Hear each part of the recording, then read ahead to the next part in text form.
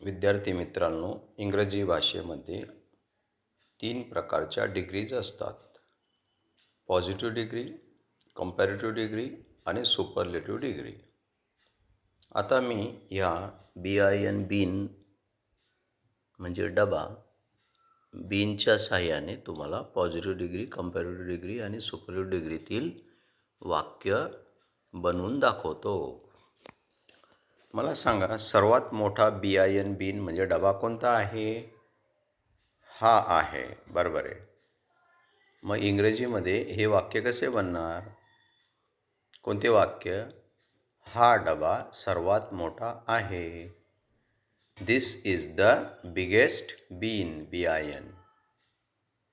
Biggest हा शब्द superlative डिग्रीतील आहे आणि हे वाक्य सुपरलेटिव्ह डिग्रीतील झाले.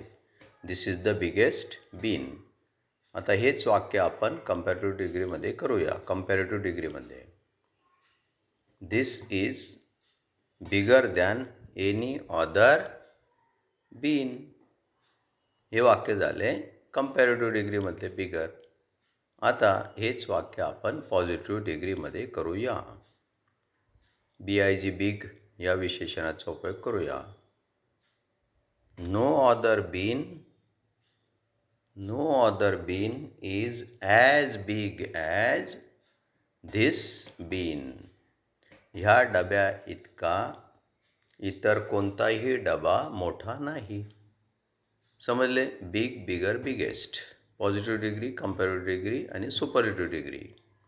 जर तुम्हाला ही माहिती आवडली असेल तर लाईक करा, सबस्क्राईब करा आणि शेअर करा, कॉमेंट करा. थँक्यू.